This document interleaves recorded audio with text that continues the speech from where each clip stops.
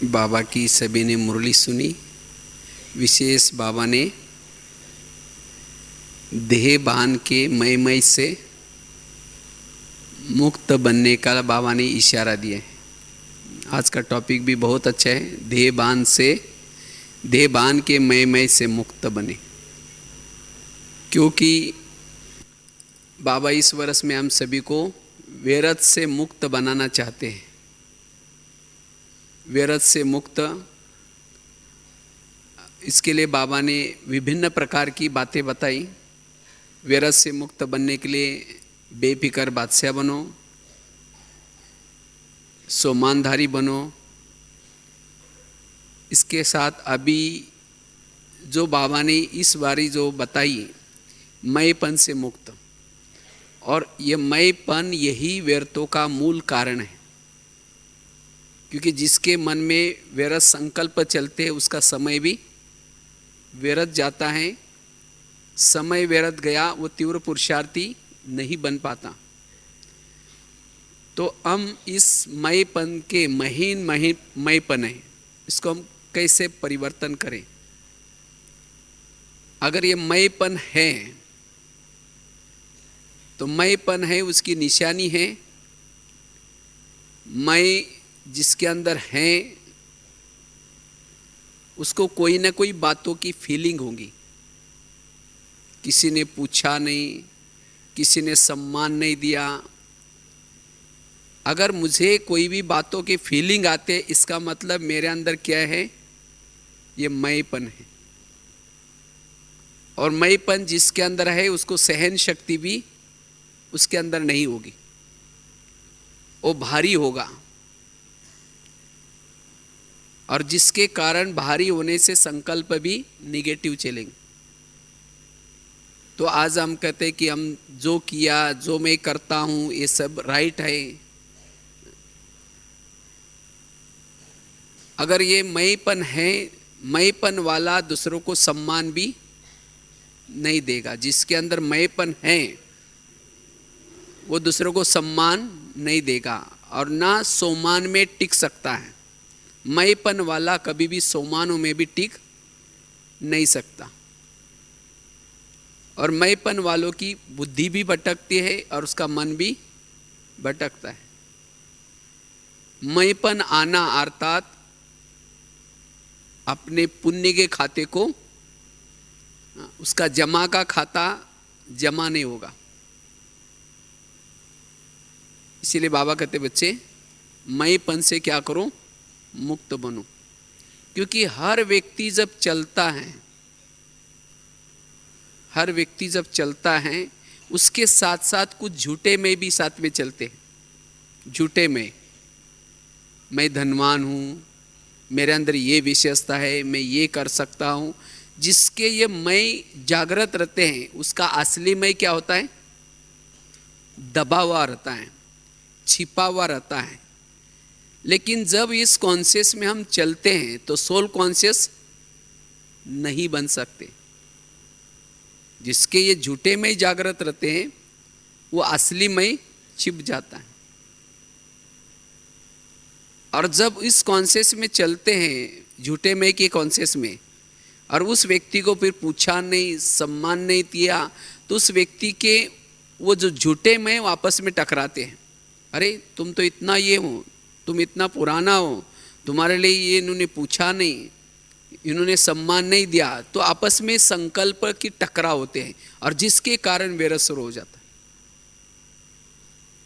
इसीलिए क्या करे, जो हमारे जो झूठे मैं हैं, जो मेरे अंदर की विशेषता है, मेरे अंदर गुण है, मेरे अंदर की कला है, ये सब झूठे मैं मेरे जागृत न रहे, मेरा असली मैं का स्वरूप जागृत रहे। उसके लिए क्या करना है, उसके लिए जिसने अमृत वेला का योग के तरफ ध्यान दिया, जिसने मुरली को अच्छी तरह सुन लिया, जिसने क्लास के पहले योग अच्छी तरह लगाया, तब उस असली मैं को एक प्रकार की ताकत मिलती है। और जब ये ताकत मिलते हैं तो असली मैं क्या होता है, सारा दिन जागृत रहता है। और जिसका असली मैं जागृत है उसको किसने पूछा नहीं पूछा उसका कोई भी फर्क नहीं पड़ता। जिसको बाबा कहते बच्चे ये आत्म स्वरूप में टिको, आत्म स्वरूप में टिकने वाला ही मैंपन से मुक्त रह सकता है। ब्रह्मा बाबा ने शरीर छोड़ने से पूर्व 3 शब्द याद दिलाए थे, बच्चे क्या करो, निराकारी बनो, निर्विकारी बनो और तीसरा निरअहंकारी बनो। क्योंकि जो निरअहंकार है वही क्या बन सकता है, वही निराकारी स्थिति में रह सकता है। अगर मुझे मेरे विशेषता की, मेरे कोई कला की, मेरे अंदर कोई गुण है, इसका अगर अभिमान है, अभिमान वाला कभी भी निराकारी स्थिति में नहीं रह सकता। इसीलिए मेरे अंदर जो झूठे मैं हैं उसको क्या करना है, मुझे दबा करके रखना। दबा करके अर्थात उसका भान मुझे ना रहे, मेरे अंदर आत्मिक नशा रहे। यह जिसको कहते हैं ना घमंड, घमंड क्या चीज है, घमंड को अभिमान, अभिमान को दूसरा शब्द है घमंड। और जो घमंड या अभिमान में रहता है वो कभी भी सोमान में, आत्मस्थिति में, रूहानी नशे में नहीं रह सकता। इसीलिए बाबा कहते बच्चे इस अभिमान को हमें क्या करना है, खत्म करना है। कई बार तो हमारे अंदर बाबा ने विशेषता दी है सेवा के लिए, सेवा के लिए विशेषता दी है, लेकिन उस विशेषता को हम क्या समझते हैं, ये मेरी विशेषता है, मैं करता हूं। वास्तव में हम कुछ नहीं कर रहे, कराने वाला कौन है, बाबा है। कराने वाला बाबा है, बाबा निमित्त बना करके हमारे से क्या करता है, कराता है। जैसे आप लोगों ने देखा होगा कठपुतली, कठपुतली डांस करती है, कठपुतली को चलाने वाला पर्दे के पीछे बैठा रहता है, छिपा रहता है, वो दिखता नहीं, और उसको महीन धागे बांधे रहते हैं उसको, कठपुतली को। और वो धागे वो क्या करता है, वो चलाने वाला पर्दे के पीछे बैठ करके वो उंगलियों से क्या करता है, वो नचाता है। और जब कठपुतली डांस करते हैं, उनका डांस देख करके जो दर्शक है, देखने वाले हैं, वो उसकी प्रशंसा करें, वाह कितने अच्छे हैं, कितना अच्छा डांस कर रहे हैं, और वो तालियां बजाएं। अगर उस तालियों को सुन करके वो कठपुतलियों को लगे कि वाह मैं बहुत अच्छा डांस किया, मैं करती हूँ, वास्तव में वो कठपुतली नाच रहे, वो पीछे पर्दे के पीछे बैठ करके वो क्या कर रहे हैं, नचा रहे, नचाने वाला धागे पकड़ करके क्या कर रहे हैं, नचा रहे हैं। अगर उसने नचाया नहीं तो कठपुतलियां क्या करेंगी, वही लटक जाएंगी, डांस नहीं कर पाएंगी। इसी तरह आज हमारे से भी बाबा क्या करता है, परम धाम में बैठ करके पर्दे के पीछे बैठा है, पर्दे के पीछे बैठ करके क्या करता है, हमारे से कभी सेवा कराता है, कार्य कराता है। लेकिन जब कार्य हुआ, सेवा हुई, उसमें वाह वाह हुआ, तो हम क्या करते, मैंने बहुत अच्छा किया, मैंने बहुत अच्छा करता हूँ। अगर मैं करते रहेंगे तो बाबा क्या करेगा, फिर वो नचाना छोड़ देगा, खींचने ही छोड़ देगा, तो वही लटक जाएंगे। इसीलिए कोई भी बातों की अगर वाह वाह होते हैं तो अंदर से क्या करना है, बाबा आपने कराया, बाबा आप कराता है, बाबा आप कराते हैं, तो ये बाबा बाबा निकलना जरूरी। लोग हमारे गुण गाए, हम अंदर से किसके गुण गाए, बाबा के, बाबा आपने कराए, तब जाकर के जमा होगा। इसीलिए बाबा कहते बच्चे ये मैंपन वर्तमान समय निगेटिव का मूल कारण है। मैंपन के कारण हमारा, अगर मेरा कभी माथा भारी होता है, कहते हैं ना मेरा दिमाग आज भारी हो गया, क्यों भारी हो गया, जरूर मेरे अंदर कोई ना कोई प्रकार का मैंपन है। इसलिए बाबा ने कहा शिवरात्रि के समय कौन सी बलि चढ़ाने के लिए कही, इस मैपन की क्या करनी है, हमें बलि चढ़ानी है। तब जाकर के शिव जी हमारे से प्रसन्न हो जाएंगे और वरदान देंगे। मैपन आया, वहां माया आ गई। मैपन आया तो हमारे जमा का खाता भी, हम बाबा ने कहा कि बच्चे बहुत सेवा करते हैं, बहुत मेहनत करते हैं, लेकिन जब उनके मैं खाते देखता हूं उनके कितना जमा है, तो खाते में जमा कुछ भी नहीं है। क्यों जमा नहीं? मैपन के कारण। इसीलिए अगर मुझे जमा करना है तो क्या करना है? हर कार्य में बाबा ने कराया, बाबा कराता है। ये बाबा बाबा जब निकले तो क्या होगा? जमा होगा। एक बार की बात है, चित्रगुप्त के पास टाटा बिरला शरीर छोड़ने के बाद वहां पहुंच गए, और पहुंचने के बाद चित्रगुप्त को पूछा, कहा कि बताओ मेरा भविष्य का आगे का पद क्या है, मेरा पुण्य और कितना पुण्य जमा हुआ उसका हिसाब बताऊं। तो उसी समय चित्रगुप्त ने देखा उनके खाते में कुछ भी जमा नहीं था। तो उस समय वो टाटा बिरला कहते, ये कैसे हो सकता है, मैंने तो बहुत कुछ नीचे करके आया, एक एक बच्चा मेरे नाम से जानता है। तो उस समय चित्रगुप्त ने कहा कि आपने क्या क्या करके आए नीचे?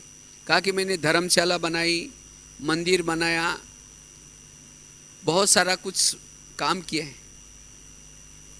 तो उसी समय चित्रगुप्त ने कहा कि मंदिर तो आपका लक्ष्मी नारायण का था, लेकिन नाम लिख दिया बिरला मंदिर, आपका नाम हो गया, आपका काम भी पूरा हो गया, इसीलिए जमा का खाता नहीं है। इसी तरह हमने कुछ सेवा की और उस सेवा का नाम हुआ तो हमारे खाते में जमा नहीं होगा। इसीलिए बाबा कहते बच्चे, गुप्त दान महापुण्य। क्योंकि ये मैपन अगर सूक्ष्म है, उसके अंदर क्या क्या और अवगुण दिखाई पड़ेंगे। जिसके अंदर मैपन होगा उसके अंदर क्रोध होगा जरूर। मैपन वालों के अंदर क्या होगा? क्रोध होगा। मैपन वाला, जिसके अंदर मैपन है, क्रोध होगा, आवेश होगा। और मैपन वाला अपने आप को ही क्या समझता है? सर्वोपरि, सब कुछ मैं ही मैं।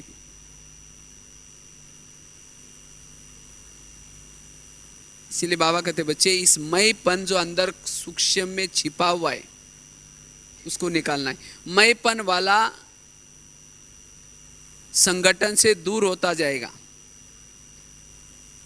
जैसे पेड़ होता है, पेड़ को कोई अगर कीड़ा लगता है तो ऊपर से दिखने में तो अच्छा लगता है, लेकिन अंदर से क्या होता है?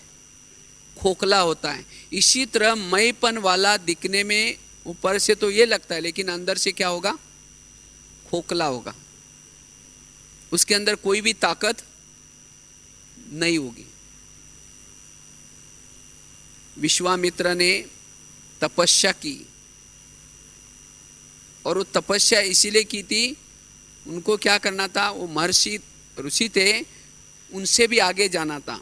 लेकिन उतनी इतनी तपस्या की, अस्त्र शस्त्र भी अपने तपस्या के बल से उन्होंने प्राप्त किए, लेकिन तो भी उनके जीवन में राक्षस ने विघ्न डालते गए। उन्होंने कई बार हार गए। क्यों? उन्होंने तपस्या तो की, लेकिन अंदर से क्या थी? ईर्ष्यावश की थी। कोई ना कोई स्वार्थ था, अहम था, प्रतिस्पर्धाई थी। इसी तरह अगर हम भी तपस्या करते हैं, कुछ कार्य करते हैं, लेकिन अगर ईर्ष्यावश करते हैं, अहमवश करते हैं, तो हमारे तपस्या में माया के विघ्न जरूर आएंगे, फिर हार जाएंगे, संस्कार परिवर्तन नहीं होगा। क्योंकि कोई ना कोई हम स्वार्थ लेकर के तपस्या करते हैं। कितनी में हमारे पास अस्त्र शस्त्र है, अगर मेरे तपस्या में सफलता प्राप्त नहीं होती, इसका मतलब मेरे तपस्या में कोई ना कोई अभिमान है, स्वार्थ है, इसलिए हमारी निस्वार्थ वाली तपस्या हो। अगर मेरे जीवन में विघ्न आते हैं, इसका मतलब जरूर कोई ना कोई अभिमान है। इसलिए हमें इस अभिमान से क्या करना है, मुक्त बनना। अभिमान, अभी भी मुझे मान, इसको कहेंगे अभिमान। तो अभिमान के जगह पर हमारा कौन सा गुण हो, नम्रता।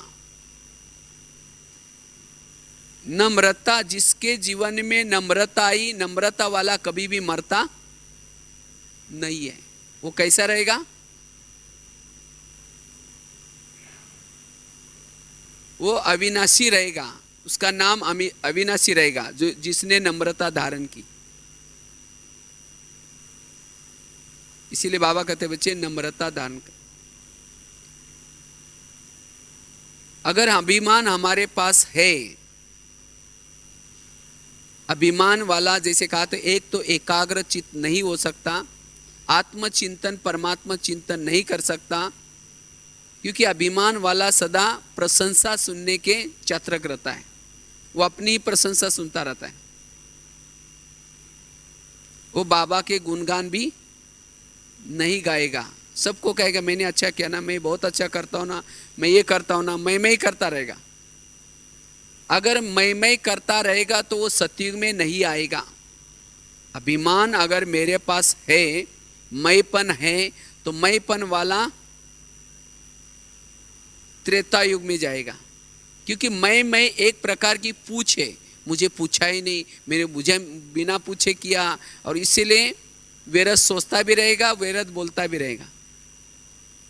तो इसीलिए बाबा कहते बच्चे इस मैंपन की पूछ को क्या करो, आग लगा दो। जो इस मैंपन के पूछ को आग लगाएंगे तब लंका जल जाएगी। अगर ब्राह्मणों के अंदर जो मैंपन है, इस मैंपन के पूछ को आग लगाएंगे तो कहाँ जाएंगे, तब जाकर के ये लंका जलेगी। अगर मेरी पूछ रह गई तो जिसकी पूछ है, पूछ वाले लोग किस युग में है, सतयुग में कोई गोपिका या गोप है, किसी की पूछ है क्या पीछे से, तो पूछ वाले लोग किस युग में है, त्रेता में। जितने भी त्रेता में बंदर है सबको पूछ है। क्यों पूछ है, क्योंकि उन्होंने मैंपन को नहीं छोड़ा था। तो कौन से युग में जाना है, सतयुग में जाना है। अगर सतयुग में जाना है तो इस मैंपन की पूछ को क्या करना है, खत्म करना है। मेरे अंदर कोई भी प्रकार का अभिमान ना हो, मेरे अंदर विनम्रता हो। विनम्रता वाला सरल रहेगा, विनम्रता वाला सबके साथ एडजस्ट होकर के चलेगा। अभिमान वाला किसी के साथ एडजस्ट नहीं करेगा, और जो एडजस्ट नहीं करता वो अकेला रहता है, और जो अकेला है वो कमजोर है, संगठन से दूर होगा। आज मेरे टकराव के, मेरे स्वभाव संस्कार के टकराव के कारण है मेरा ही अपना अभिमान। इसीलिए बाबा कहते बच्चे निरहंकारी बनो। अगर मेरे अंदर ये अभिमान रह गया, ये मैं रह गया, तो दोपहर में पूजने तो बनेगा, उसकी मंदिर में पूजा तो होगी, लेकिन उसको भोग किसका लगेगा, मैं का भोग लगेगा। कहते देवी क्या मांग रहे, मैं मांग रहे, तो क्या मैं वाले भोग वाले बनना है। इसीलिए बाबा कोई कोई देवी को सात्विक भोग लगता है, क्यों, क्योंकि वो मैंपन से मुक्त। संगम युग में सब यादगार बन जाते। इसीलिए बाबा कहते बच्चे इस मैंपन को क्या करना है, खत्म करना है। आज कईयों को लगता है नहीं हम सब कुछ करते हैं, सेंटर को हम चलाते हैं, हमको बिना पूछे, हम जब सेंटर पर कुछ भी नहीं था तो मैंने ये सामान दिया, मैंने ये किया, और अब थोड़ा सा ये हो गया तो मुझे पूछते ही नहीं लोग। और इसीलिए फिर क्या करना शुरू करते हैं, अवगुण देखना शुरू करते हैं, परचिंतन करना शुरू करते हैं, मन में निगेटिव विचार आते हैं। तो वास्तव में हम नहीं कर रहे, लेकिन बाबा हमारे से हमारा भाग्य बना रहे। जैसे पहले ज़माने में जब गाड़ी चलती थी, बैलगाड़ी, तो बैलगाड़ी के नीचे से भी एक कुत्ता चलता है साथ में, देखिए खेती में अगर जाते हैं तो कुत्ता उसके नीचे नीचे से गाड़ी के चलता है, लेकिन जब वो कुत्ता क्या करता है, सामने से कोई दूसरा कुत्ता आता है, उसके ऊपर टूट पड़ता है, उसके साथ झगड़ा करता है। क्यों? क्योंकि उस कुत्ते को एक गलत फहमी होती है कि मैं पूरी ये बैलगाड़ी खींच रहा हूँ इतनी बड़ी, और तुम मेरे रास्ते में क्यों आए हैं, और इसीलिए उसके ऊपर टूट पड़ता है, झगड़ा करता है। उसको वास्तव में मिथ्या अभिमान होता है कि मैं गाड़ी खींच रहा हूँ। वास्तव में गाड़ी क्या वो कुत्ता खींचता है? एक्चुअली गाड़ी कौन खींचता है? वो बैल खींचते हैं।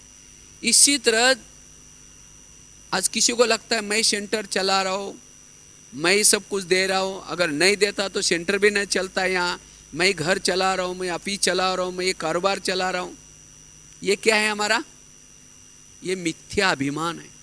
वास्तव में चलाने वाला चला रहा है। आप चले जाएंगे तो भी सेंटर चलेगा, तो भी घर चलेगा, तो भी दुनिया चलेगी, तो भी ऑफिस चलेगा। इसीलिए हमें कोई भी प्रकार का मैं करता हूं मेरे बिना नहीं हो सकता, ये नहीं, ये बाबा करा रहे हैं, बाबा कराता है। इसलिए ये बाबा की स्मृति रखना अर्थात अभिमान को खत्म कर। जैसे 1 के सामने अगर 0 लगाऊं कितना बनता है? 10। उसके सामने और एक 0 लगाओ कितना बनेगा? 100। उसके सामने और 0 लगाओ कितना? 1000। तो इसी तरह पहले बाबा, उसके बाद मैं, उसकी वैल्यू बढ़ती है, और पहले मैं फिर बाद में बाबा, उसकी कोई भी वैल्यू नहीं है। अगर 1 के साथ 0 आ जाए उसकी वैल्यू है, अगर मेरे साथ 0 नहीं है उसकी वैल्यू कोई भी नहीं है। इसलिए पहले बाबा, उसके बाद मैं। इसीलिए बाबा कराता है, ये हमारा भान सदा बना रहे, और तब हमारा योग भी निरंतर लगेगा। अगर मैंपन आया तो अंतिम समय हम फेल की निशानी में जाएंगे, फेल हो जाएंगे। अभिमान वाला, आज रावण की हालत क्या होगी? रावण के पास इतना सारा था, वो विद्वान था, सब कुछ था, लेकिन अभिमान के कारण उसकी क्या होगी? पराजय हुई। इसी तरह ये काम, क्रोध, लोभ, मोह, ये विकार तो कुछ भी नहीं है, सबसे बड़ा विकार है ये अभिमान। क्योंकि और ये अभिमान किसके पास आता है? जितना ज्ञान में चलेंगे, जितना पुरुषार्थ करेंगे, जितना योग लगाएंगे, जितना सफलता प्राप्त करेंगे, जितना आगे जाएंगे, अभिमान पता ही नहीं चलता अंदर से कैसे हमें खोखला बनाता। इसीलिए बाबा कहते बच्चे चेक करो कहीं ये अभिमान रूपी जहर तो मेरे अंदर तो नहीं है। अभिमान को जहर कहेंगे तो भी कोई हर्जा नहीं। अगर अमृत में थोड़ा सा एक जहर का बूंद डालो तो क्या हो जाता है? अमृत भी जहर बन जाता है। इसी तरह अगर मैंने बहुत सेवा की, बहुत कुछ किया, अगर मेरे अंदर अभिमान आया तो सेवा का पुण्य भी नष्ट हो जाता है, बल भी नष्ट हो जाता है, फल भी नष्ट हो जाता है। इसीलिए हमें इस अभिमान से क्या करना है? दूर रहना। कहते हैं ना, विद्या विनयन शोभते।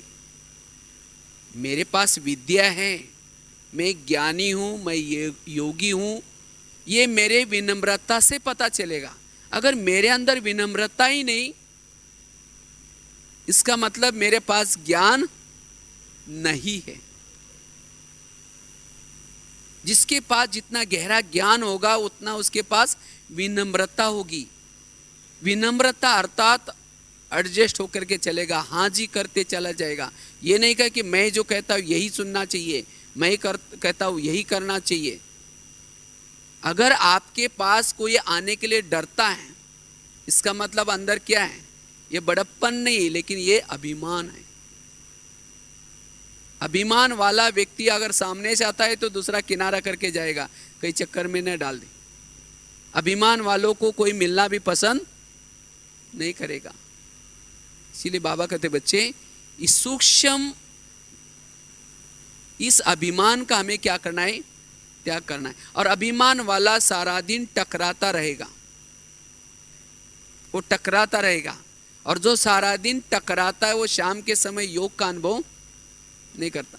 जैसे शिवलिंग, शिव जी के जो भी मंदिर होते हैं, एक तो पहाड़ी पर होता है,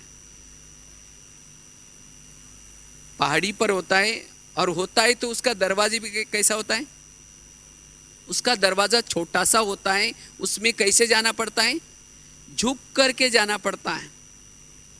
अगर शिव जी के मंदिर में कोई सीधा ही चला जाए बिना झुके हुए तो क्या हो जाएगा, वो सिर में लग जाएगा, वही बाहर रोता रहेगा, शिवलिंग के पास नहीं पहुंचेगा। इसी तरह परमधाम में शिव बाबा रहता है, पहाड़ी पर रहता है।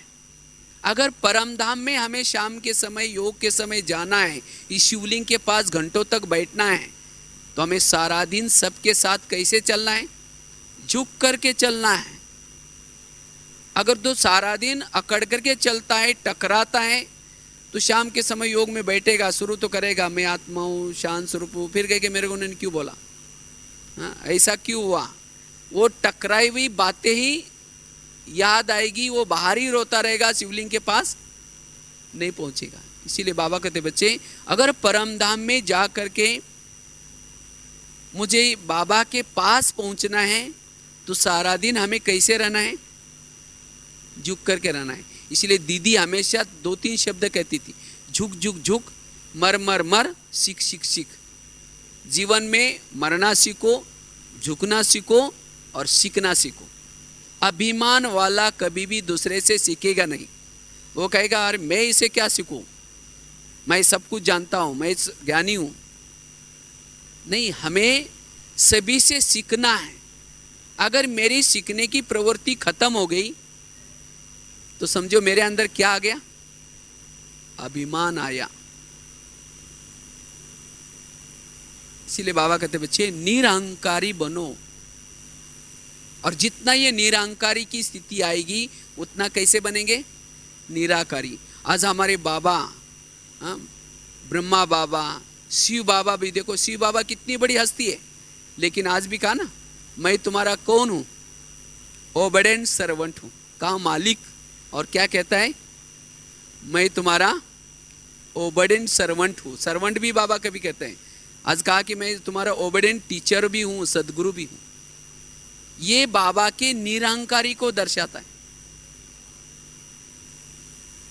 और इसीलिए बाबा कैसा रहता है, बाबा के अंदर निरहंकारिता का गुण है सागर, है मालिक, लेकिन कैसा है, निरहंकारी। और इसीलिए बाबा निराकारी स्थिति में है। इतना ही नहीं, ब्रह्मा बाबा में देखो, शिव बाबा की प्रवेशता, इतनी बड़ी हस्ती बाबा के तन में, लेकिन बाबा को कभी भी, कहते ना जब बाबा साकार में थे तो बाबा इतनी बड़ी हस्ती होने के बावजूद भी गोबर के उपले बनाते थे, गोबर के उपले। उनको ये नहीं लगा कि अगर मेरे को गोबर के उपले बनाते समय कोई देख लेगा तो लोग क्या कहेंगे, सोचा। इसीलिए जितना हमें महान उतना हमारे कर्म भी, ये नहीं कि महान बन गए इसलिए हम ऐसे साधारण कर्म करना भूल जाए। अब देखो दादियों ने भी क्या किया, शुरू में दादी तो इतनी बड़े बड़े घर की थी, अच्छे पढ़े लिखे भी थे, लेकिन जब यज्ञ में आए बाबा ने क्या किया, उनसे कैसी सेवाएं ली। किसी की ड्यूटी थी साइकिलिंग रिपेयरिंग करना, जो मोटर थी गाड़ी थी उसके नीचे से जा करके उसकी सफाई करना, बर्तन मांजना।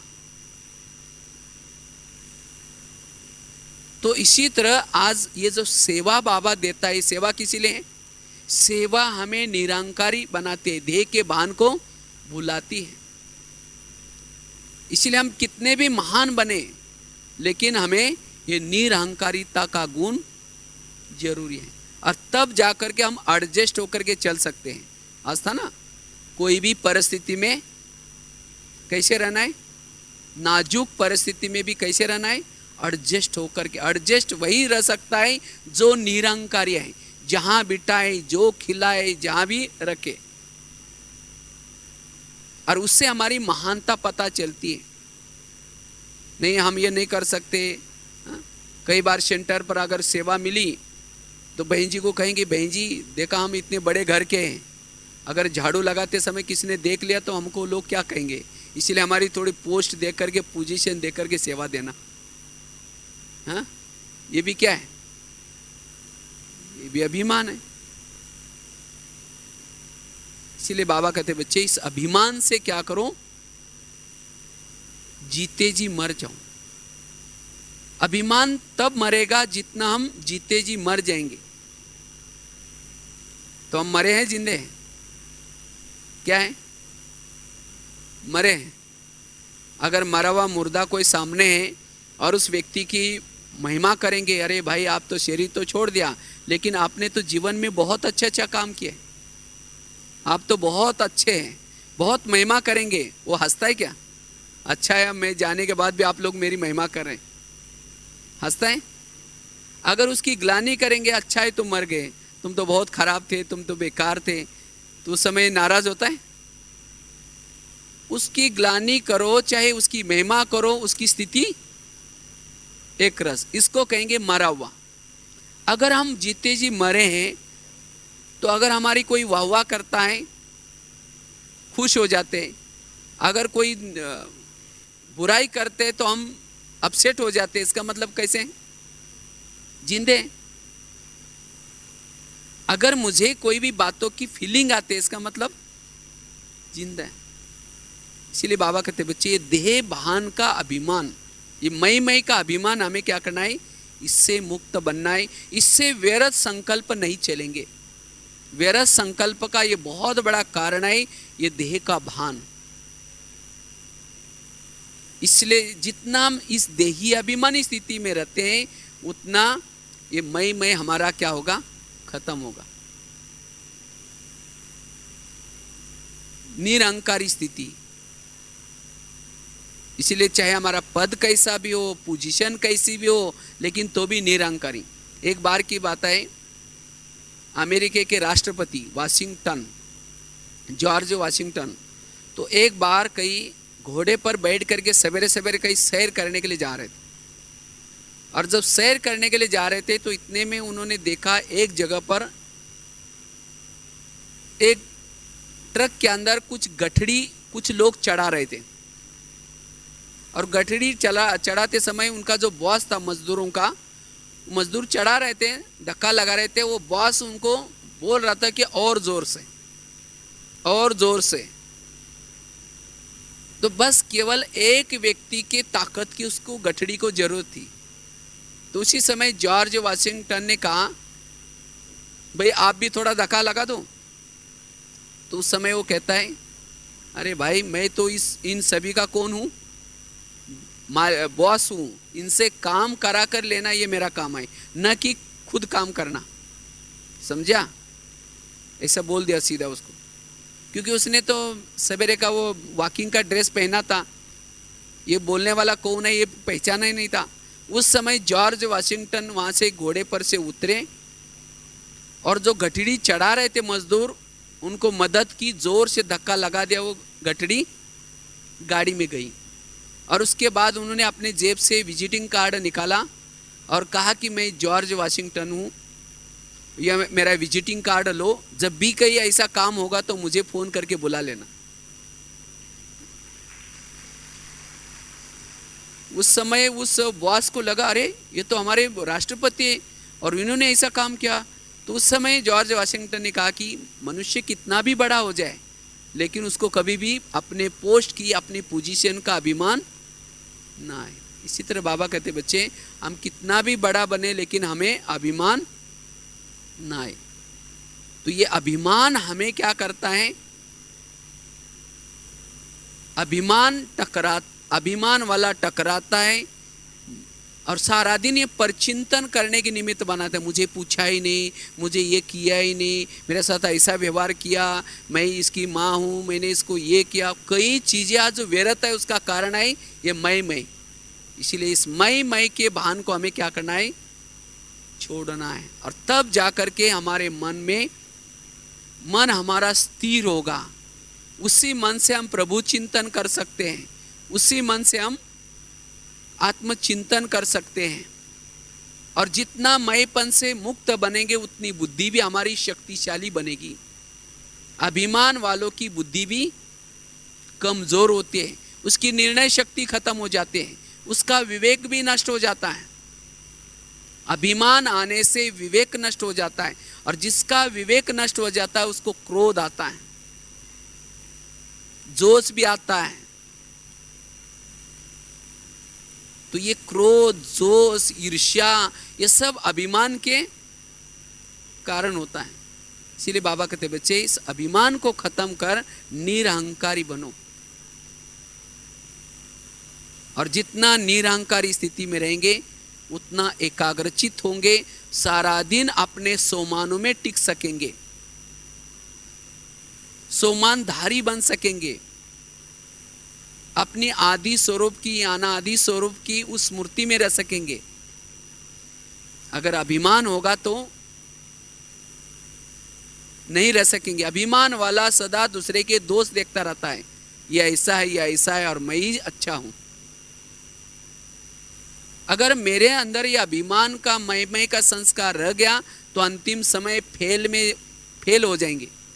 जैसे सुनाते हैं, पांडवों की जब विजय होती है और विजय होने के बाद सभी पांडव पहाड़ी पर गए, और उस पहाड़ी का नाम था मेरू पर्वत। और पहाड़ी कैसी थी? सीधी थी, और उस पहाड़ी पर वही चढ़ सकता था जो सत्य है और ईमानदार है। तो 5 पांडव, द्रौपदी, कुत्ता उस पहाड़ी पर जा रहे थे, लेकिन चलते चलते पहले तो द्रौपदी गिर गई, फिर आगे गया नकुल गिर गया, आगे गया सहदेव गिर गया, आगे गया भीम भी गिर गया, आगे गया अर्जुन भी गिर गया, आगे गया केवल कुत्ता और युधिष्ठिर वही स्वर्ग में पहुंच गए, बाकी सब बीच में लटक गए। ये सब यादगार यहाँ संगम का है। हमारी भी विजय होगी, विजय होने के बाद हमें भी पहाड़ी पर जाना होगा। पहाड़ी अर्थात माउंट आबू नहीं, पहाड़ी अर्थात परमधाम सीधा है, लेकिन उस पहाड़ी पर, उस परमधाम में वही जा सकता है जो निरहंकारी है। अगर मेरे अंदर कोई अभिमान है वो बीच में फेल हो जाएगा। आज नकुल क्यों गिर गया? क्योंकि अपने बुद्धि का अभिमान था। सहदेव क्यों गिर गया? अपने सहयोग का अभिमान था। भीम क्यों गिर गया? अपने शक्ति का अभिमान था। और अर्जुन क्यों गिर गया? मैंने इतने तीर चलाए जिसके कारण महाभारत में हमारी विजय होगी। तीर चलाने का अभिमान था। इतने तीर चलाए लेकिन लास्ट में फेल के निशान में आया। क्यों? अभिमान। और लास्ट में किसने जीत प्राप्त की? केवल युधिष्ठिर। कहते कुत्ते ने युधिष्ठिर को मदद की। कुत्ता मतलब कोई प्रैक्टिकल कुत्ते की बात नहीं, ईमानदारी थी उसके पास। तो इसी तरह अगर मेरे अंदर भी कोई बुद्धि का अभिमान है, मैंने इतना अच्छा प्लानिंग बनाया इसीलिए सेवा सफल हो गई, मेरे इतनी अच्छी बुद्धि थी इसके कारण यह काम सफल हो गया, मैंने ये सहयोग दिया इसीलिए इतना कार्यक्रम सफल हो गया, फेल। मैंने इतना सारा ज्ञान सुनाया इसके कारण इतने सेंटर खुल गए, इतने जिज्ञासु आ गए। ये तीर चलाना, ज्ञान सुनाना, अगर इसका भी अगर हमें अभिमान है तो हम इतना सारा करने के बाद भी क्या हो जाएंगे? फेल में आ जाएंगे। इसीलिए बाबा कहते बच्चे ये कोई भी प्रकार का अभिमान न हो। कराने वाला पीछे से बैकबोन बन करके करा रहा है। जैसे महाभारत में और भी एक घटना सुनाते हैं, जब पांडव की विजय हो जाती है, पांडव की विजय हो गई और विजय होने के बाद पांडव ही आपस में लड़ना शुरू करते हैं। भीम कहता है मेरी गदा के कारण इतना अच्छा युद्ध सफल हो गया। अर्जुन कहता है तुम्हारी गदा तो कुछ भी नहीं थी, मेरे तीर थे। वो कहता है मेरी गदा, वो कहता है मेरे तीर। वो आपस में लड़ना शुरू करते। कहते उसकी जब ये महाभारत शुरू होने से पूर्व एक बार्बरिक नामक एक ये था जो भीम का पुत्र कहा जाता है उसको, बार्बरिक, जो उसको भी पता चला कि कौरव और पांडवों में युद्ध होने वाला है। तो उसको लगता है मैं भी क्या करूंगा, युद्ध में शामिल हो जाऊंगा, लेकिन मैं उनके साथ लड़ूंगा जिनकी पराजय होने वाली है। पराजय किनकी होने वाली थी? कौरवों की। तो कहता है मैं उनके साथ लड़ूंगा, लेकिन उसको एक वरदान था, उसको कोई हरा नहीं सकता था।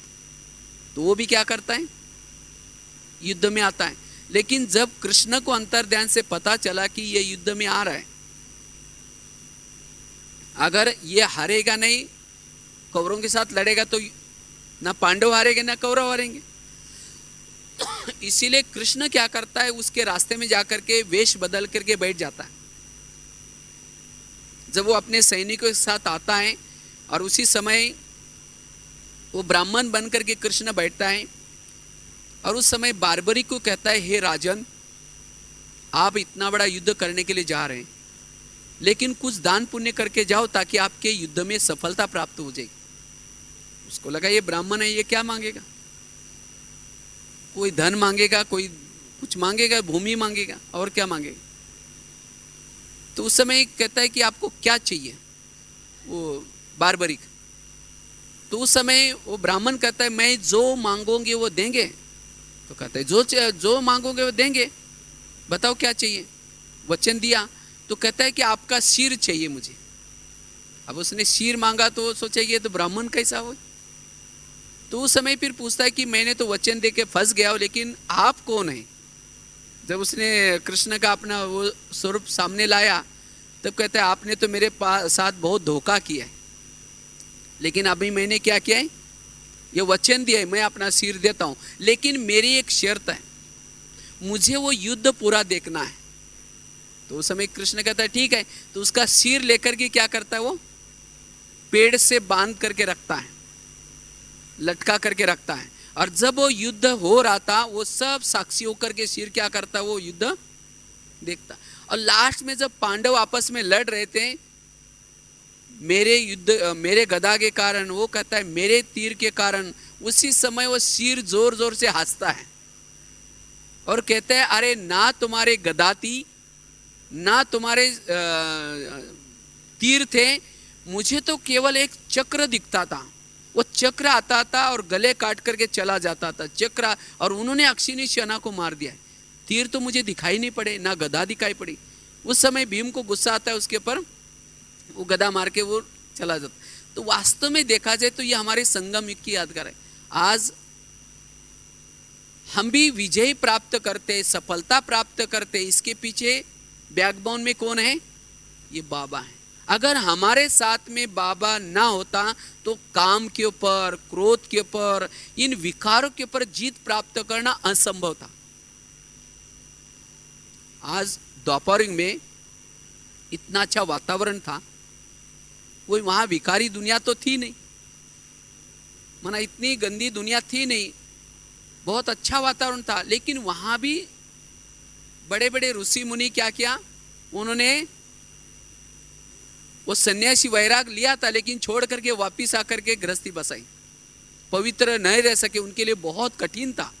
लेकिन ऐसे अभी के वातावरण में आजकल क्या क्या फैशन, कितने सारे इंटरनेट, ईमेल, क्या क्या गंदगी भरी है, भोजन कितना तमोगुण। लेकिन ऐसे वातावरण में भी हमने कोई घर तो छोड़ा नहीं, गृहस्थी में रह करके भी फिर भी पवित्र रह रहे, कोई मेहनत नहीं कर रहे, कोई इतनी साधना भी नहीं कर रहे, लेकिन फिर भी इजीली, जिसको दुनिया वालों ने कहा था कि कपास और आग एक जगह पर नहीं रह सकती, लेकिन आज यह असंभव बातें हम संभव कर रहे हैं।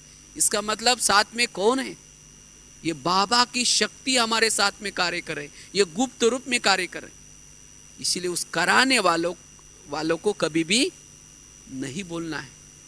इसीलिए बाबा कहते बच्चे, जो बैकबोन है हमारा, जिसने हमारे अंदर इतनी कला भर दी, इतना हमारे अंदर गुण भर दे, उस बाबा को कभी भी नहीं बोलो, अन्यथा फिर हमारी उन्नति नहीं होगी। और हम जो भी कुछ करते हैं, ये तो एक दरिया में खसखस है।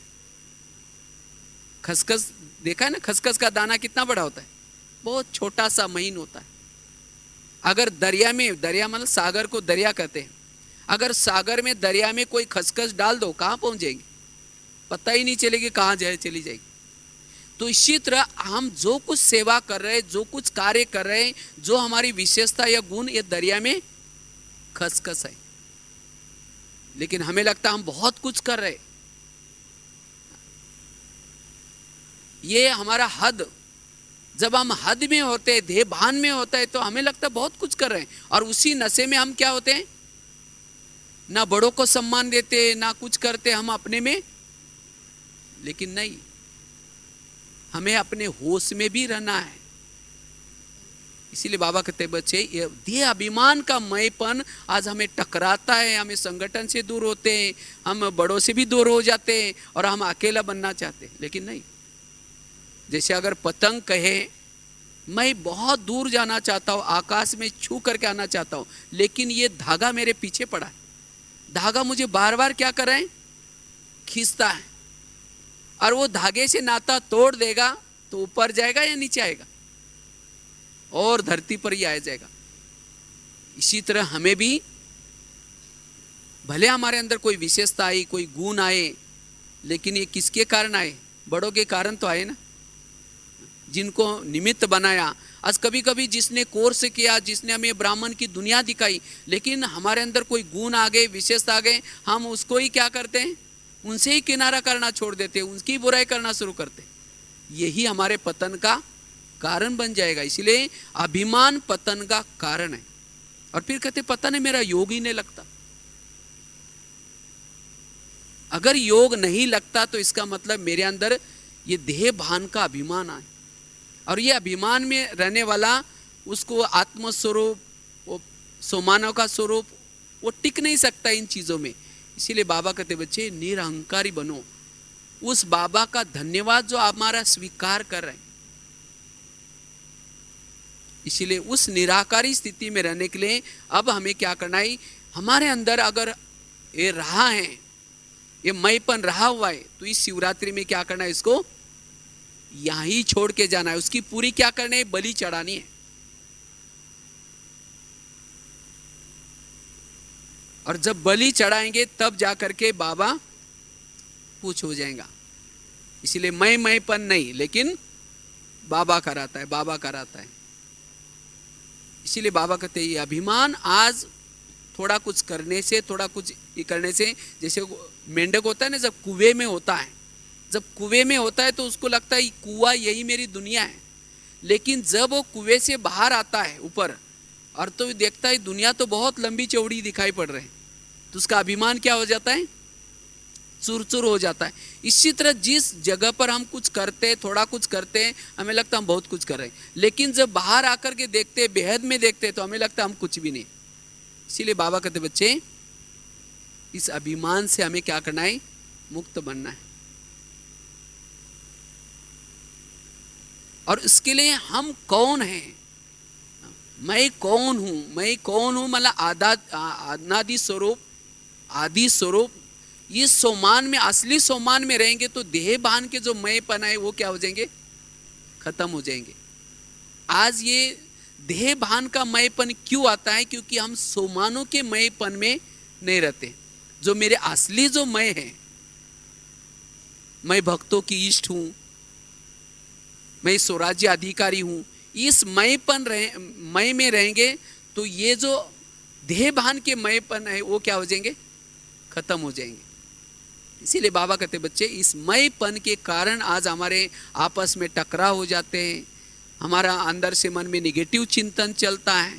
तो इस निगेटिव चिंतन को खत्म करने का ये आधार है, और उसके कारण फिर संस्कारों में भी टकराव हो जाते हैं, क्रोध आता है, और इसके कारण हमारा टाइम भी क्या होता है, वेस्ट हो जाता है। जो बाबा ने व्यर्थों के ऊपर अटेंशन खिंचवाया, क्यों व्यर्थ जाता है समय, क्योंकि अभिमान के कारण। और उसके कारण फिर हम दूसरे से अपेक्षा करते कि ये इन्होंने मुझे पूछना चाहिए, इन्होंने मुझे ये करना चाहिए। हमें कोई भी किसी की प्रकार की अपेक्षा, अपने आप अगर सम्मान में रहेंगे तो सम्मान अपने आप मिल जाएगा। जैसे फुटबॉल होता है ना, बॉल होता है, उस बॉल के अंदर हवा रहती है, हवा रहती है, तब क्या होते हैं, उसको लोग क्या करते हैं, लात मारते हैं। अगर उसके अंदर हवा ही नहीं तो कोई लात नहीं मारेगा। इसी तरह आज हमारे अंदर भी इस अभिमान रूपी हवा भरी रहती है, और जिसके कारण फिर लोग भी क्या करेंगे, अगर निरहंकारी बनेंगे तो कोई हमें विघन भी नहीं आएंगे। अगर मेरे जीवन में विघन आते हैं, इसका मतलब मेरे अंदर कोई ना कोई हवा भरी है, कोई ना कोई मेरे अंदर जरूर अभिमान है, तब तो जाकर के मेरे जीवन में विघन आ रहे। इसलिए मैं निरहंकारी बनने का क्या करना है, पुरुषार्थ करना है। निरहंकारी वाला सदा सिंपल लिविंग, हाई थिंकिंग, सरल चित्त रहेगा, और सरल चित्त वाला ही एडजस्ट कर सकता है। उसके पास सहन शक्ति का गुण, अभिमान वालों के पास शक्तियां गुण। कहा जाता है अभिमान आया गुणों का गुलदस्ता मुरझाया। जहां अभिमान आया सब गुण मुरझा जाते, कोई भी गुण साथ नहीं देगा, कोई शक्तियां भी साथ नहीं देंगी। अगर हमारे जीवन में गुण नहीं, शक्तियां नहीं, तो हमारी विजय कैसी होगी। इसीलिए हमें यही तपस्या करनी है, हम निरहंकारी बने। अभिमान रूपी जहर हमारे अंदर कुछ भी न रहे। और ये तब पता चलता है जब हमें किसने पूछा नहीं, किसने ये नहीं किया, तब अगर फीलिंग आते है तब पता चलता है। इसीलिए अभिमान रूपी जहर को खत्म करके सदा हमें क्या करना है, निरहंकारी रहना है। और जितना निरहंकारी रहेंगे उतना फिर कौन सी स्थिति रहेगी, निराकारी आत्मिक स्थिति, जिसको बाबा कहते हैं ज्वाला स्वरूप योग। वो ज्वाला स्वरूप योग क्यों नहीं रहता, इसका ये भी कारण है कि अभिमान है। अभिमान वाला सारा दिन, अगर अभिमान है, जो कुछ छोटे मोटे हमारे अंदर विशेषता या गुण के कॉन्शियस में है, वो ना कर्म योगी बन सकता है, ना बैठक योगी बन सकता है। और वो ज्वाला स्वरूप योग की स्थिति उसकी नहीं बन सकती। इसीलिए बाबा ने कहा कि महीन आप चेक करो कि मेरे अंदर किस प्रकार का अभिमान है। क्या हम जीते जी मरे हैं? जब तक जीते जी इस देह भान के से मरेंगे नहीं, तब तक एकाग्र नहीं बन सकते। एक बार की बात है, एक शिष्य को गुरुजी ने मंत्र दिया था, कहा कि आप ये मंत्र जपते रहना, भगवान भव बंधन काटे, ये मंत्र जपते रहना। तो शिष्य क्या करता, ये मंत्र जपते हुए जा रहा था, तो एक जगह पर एक पिंजरे में तोता था। वो तोते ने मंत्र सुन लिया, तो उस समय शिष्य को बुला करके लेता है, कहता है मैं भी इस पिंजरे में फंसा हूँ, मुझे यहाँ से जाना है, इसकी विधि क्या है। तो उस समय वो शिष्य कहता है ये तो मुझे पता नहीं, गुरु ने ऐसे मंत्र दिया हुआ है। तो तोता कहता है जाओ पूछ के आओ इसकी विधि क्या है। तो तोता क्या करता है, वो शिष्य पूछने के लिए जाता है गुरुजी को, कहता है मुझे आज एक ऐसे तोते ने एक प्रश्न पूछा है, वो पिंजरे के अंदर है, उसकी विधि पूछा है छूटने की। मैंने मंत्र जपते हुए जा रहा था, भगवान भव बंधन काटे। तो गुरुजी ने ये बात सुनते गुरुजी ध्यान में गए। 1 घंटा 2 घंटा 3 घंटा सवेरे भी हुआ, ध्यान में थे। तो शिष्य को लगता है पता नहीं कब आएंगे, चलो दूसरी गली से चलते हैं। जब दूसरे गली से जा रहे थे तो तोते ने देखा कि वही शिष्य है। उसने क्या क्या आवाज़ करके फिर उसको बुलाया, कहा कि मैंने आपको कल प्रश्न पूछा था, उसकी विधि मिल गई। तो कहा तो मैंने आपकी बात तो गुरुजी तक पहुंचाई, गुरुजी हमारे ध्यान में है। कहा कि इसकी विधि मुझे मिल गई। वो भी क्या करता है, ध्यान में जाता है। 1 घंटा हुआ, 2 घंटा हुआ, तो वहाँ का जो मालिक था उसकी एक हमेशा एक आदत थी, जब भी आता है तोते को देखता है, कहता है तोताराम नमस्ते। तो तोता भी क्या करता है, अपना पाँव उठा करके नमस्ते कहता है। तो इसीलिए उन्होंने पिंजरे में रखा था। उसके बाद मालकिन आते कुछ खिलाते हैं, वो खाता रहता है। बच्चा स्कूल से आता है, उसे छेड़ता रहता है, खेलता है, काटता नहीं, वो भी खेलता है उसे। इसीलिए उन्होंने पिंजरे में रखा था। लेकिन रोज की तरह मालिक आया और उसने नमस्ते कहा, लेकिन उसी दिन कोई प्रतिक्रिया नहीं की, क्योंकि वो तोता किस में था, ध्यान में था। फिर मालकिन आई, कुछ खिलाया, खाया नहीं। बच्चा आया, खेलने की कोशिश की, वो कोई प्रतिक्रिया नहीं की। वो सभी को लगा ये तोता मर गया। नौकर को कहा इसको अभी फेंक के आ जाओ। फेंकने के लिए दरवाजे खोला, उड़ के चला गया। तो देखो, उसको जाने की इच्छा थी, पिंजरे से छूटने की इच्छा थी, लेकिन क्यों नहीं छूट सकता था? क्योंकि उसको खाने का इंटरेस्ट था, खेलने का इंटरेस्ट था। जब उसने इंटरेस्ट खत्म किया तो वहां से चला गया। इसी तरह बाबा कहते, बच्चे हम सभी भी इस पिंजरे के अंदर फंसे हैं, सबको जाने की इच्छा है। अभी बाबा ने कहा ना, अब क्या करना है, गेट खोलना है, जाना है। लेकिन कब जा सकेंगे? जब हमारे अंदर कुछ इच्छाएं, तृष्णाएं, जब तक उसका वैराग नहीं आएगा तब तक। वैराग अर्थात जैसे तपस्या में बैठते हैं, जीते जी मर जाना अर्थात वैरागी बनना। और जब तक ये अंदर से वैराग नहीं है तब तक, आज हमारी इच्छा तो है जाने की, लेकिन कोई अगर समझो आकर के कोई व्यर्थ बातें सुनाता है, वो ऐसी है, वो ऐसा करता है, फिर हम जैसे तोता नमस्ते बोलता था, हम भी क्या करते हैं, अच्छा और क्या हुआ, और क्या हुआ, मना नमस्ते नमस्ते कर रहे हैं, सिर हिला रहे हैं। मरे हुए का तो सिर नहीं हिलता ना। अगर मेरा इन चीज़ों में इंटरेस्ट है तो हम कैसे जाएंगे? इसीलिए बाबा कहते, बच्चे इन चीज़ों से वैरागी बनो। जो चीज़ें आपके तपस्या में बाधक है, जो संस्कार आपके तपस्या में बाधक है, इन चीज़ों से जब तक बेहद का वैराग नहीं होगा तब तक हम इस पिंजरे से छूट नहीं सकते। तो इसीलिए बाबा ने अभी कहा ना, बेहद के वैरागी बनो। और जब बेहद के वैरागी बनने के लिए हमारे अंदर कोई भी प्रकार का गुण है, विशेषता है, उसका हमें कोई भी प्रकार का कॉन्शियस ना हो। इससे भी वैराग, अपने स्वभाव से, अपने विशेषता से, अपने गुणों से वैरागी। ये मेरा कुछ भी नहीं, ये कराने वाला बाबा करा रहा है। ये तो मेरा भाग्य बनाने के लिए बाबा ने विशेषता और गुण भरी है। हमने देखा हमारे मधुबन में जितने भी भाई हैं यहाँ, जिस डिपार्टमेंट के बारे में, जिस बातों के बारे में कुछ भी नहीं जानते, उनको बाबा ने क्या क्या निमित्त बनाए, और उनको निमित्त बना करके उनके अंदर विशेषता भरी है अपना कार्य यज्ञ चलाने के लिए। इसलिए उनको कोई भी प्रकार का ये कॉन्शियस नहीं रहता कि हम करते। हमने देखा हमारे अपने खुद के, मेरे जीवन के अंदर, हम तो कुछ जब ज्ञान में आए थे ना हिंदी जानते थे, ना कुछ भी भाषण करना तो छोड़ो, कुछ भी नहीं आता था। मैं तो 2 शब्द भी बोलने के लिए नहीं आता था। एकदम गांव में रहते थे, अनपढ़ परिवार में थे, पढ़ाई भी कोई ज़्यादा नहीं की, डायरेक्ट 5वीं कक्षा से शुरुआत की थी। लेकिन ऐसे रद्दी में बाबा का किताब मिला, लेकिन अंदर से बस बाबा को दिल से याद करते थे। लेकिन कभी जब शुरू में मैं आया तो मैं सोचा कि बाबा ने शायद मुझे गलती से सत्युग के लिए चुना है, अंदर कोई विशेषता नहीं, कोई गुण नहीं। लेकिन आज सचमुच देखा जाए, पीछे मुड़ करके देखते, 25-26 साल में इतने सारी बाबा ने सेवा करा कर ली। ये बाबा ने दी हुई विशेषता है। हमें तो कुछ भी लौकिक में कुछ इसके बारे में जानकारी भी नहीं थी और कुछ भी नहीं जानते थे।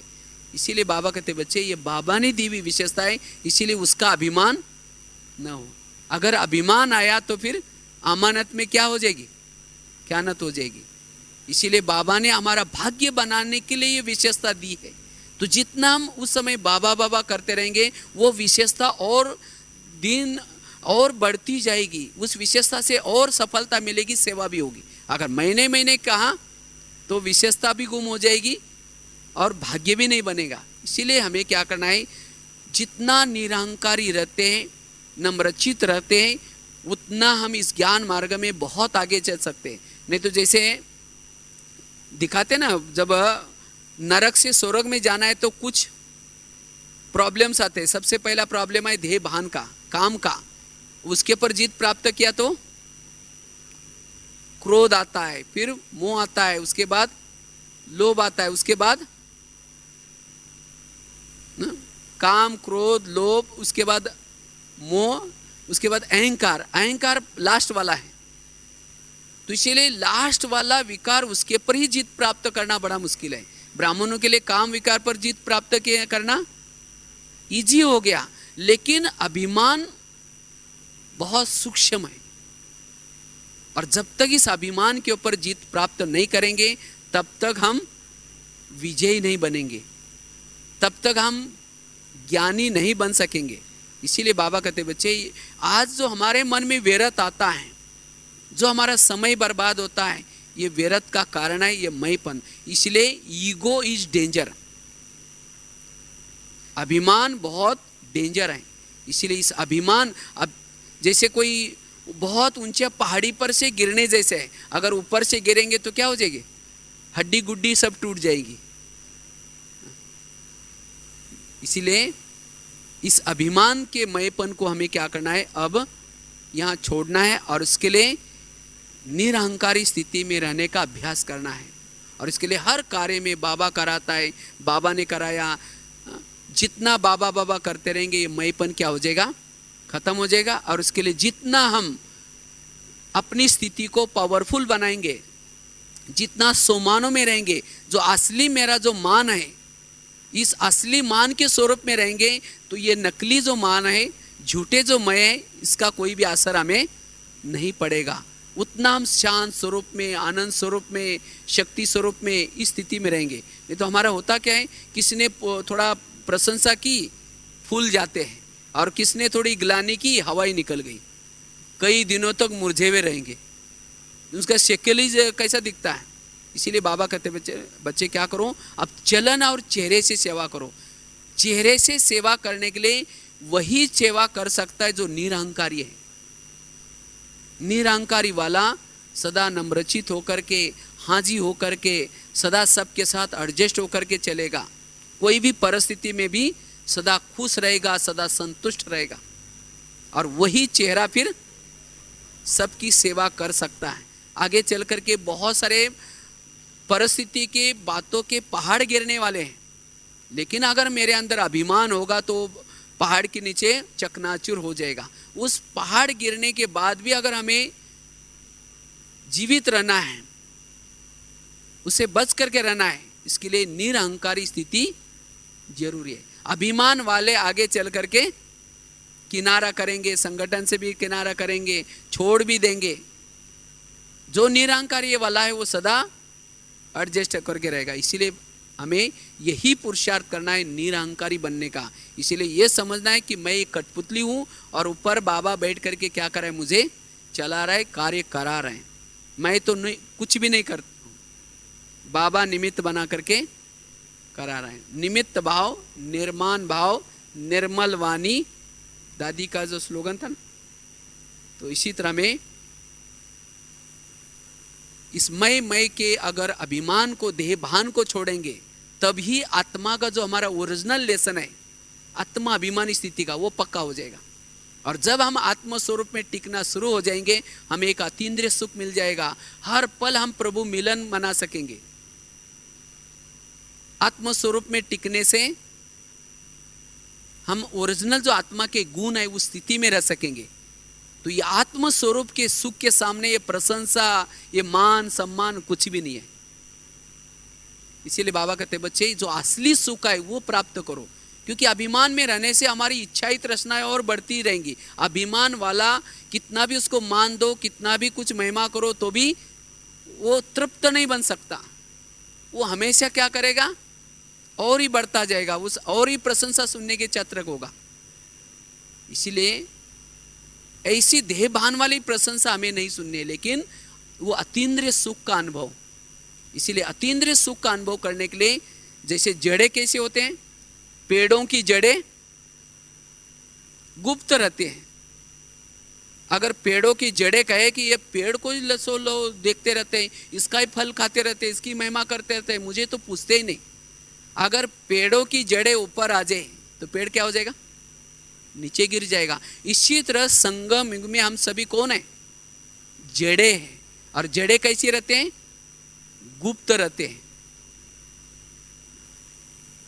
जितना संगम युग में गुप्त रहेंगे, उतना पूरा कल्प में प्रत्यक्ष हो जाएंगे। अगर संगम युग में हम प्रत्यक्ष हो जाएंगे तो पूरा कल्प में गुप्त रहेंगे, कोई नहीं पूछने वाला। यहाँ तो मान शान सब कुछ मिलेगा, लेकिन वहां फिर आपका कोई भी नहीं रहेगा। इसीलिए बाबा कहते बच्चे, अगर जमा का खाता बढ़ाना है, इस हाथ ने दिया इसको पता भी न चले, और तब जा करके हम हर परिस्थिति का सामना कर सकते हैं। अभिमान में अगर होंगे तो परिस्थितियों का सामना नहीं कर सकेंगे, घबराएंगे, और ही हमें शंकाएं पैदा होगी। अभिमान वालों को शंकाएं पैदा होते हैं, शंकाएं, कुशंकाएं, मेरा ये न हो जाए, वो कल्पना भी करेगा, उसको और आगे की भय होगा। लेकिन जो निरहंकारी है उसको कोई भय नहीं होगा, कोई डर नहीं होगा, वो सदा ही एकाग्रचित होगा। तो इसीलिए अभिमान आज हमारे पुरुषार्थ में निगेटिव वातावरण, निगेटिव संकल्प चलाने का बहुत बड़ा कारण है। इसलिए इसकी चेकिंग करनी है और इस अभिमान के जहर को हमें क्या करना है, खत्म करना है और निरहंकारी स्थिति में रहना है। तब जाकर के निरंतर हमारी निराकारी स्थिति बनी रहेगी, ज्वाला स्वरूप स्थिति बनी रहेगी और जिससे हमारे जन्म जन्मांतर के विकर्म विनाश होते रहेंगे। तो यही पुरुषार्थ करना है। ठीक है, ओम शांति। अच्छी तरह पावरफुल स्थिति में होकर के, बिल्कुल उस निराकारी स्थिति में स्थित होकर के, इतना निराकारी स्थिति में, और बाबा को जो भी अपनी विशेषता है, गुण है, इसको क्या करें, बाबा के हवाले कर दो। बाबा को कि बाबा आपका धन्यवाद, आपने जो भी मेरे अंदर ये विशेषता गुण आपने भरी हुई देन है, ये मेरा कुछ भी नहीं है, आप जो भी कराएंगे मेरे से सेवा, इस तरह से बिल्कुल निरहंकारी होकर के उस निराकारी स्थिति में स्थित रहने का अभ्यास और बाबा से शक्ति लेनी।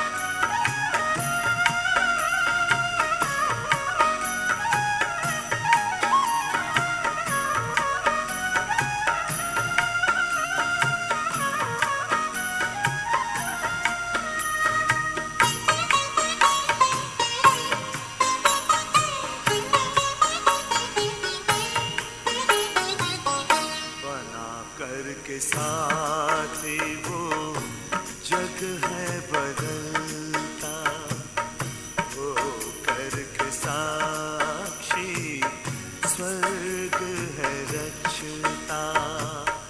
हमारी सूरत से होके वो रोशन, जलवा वो अपना दिखला रहा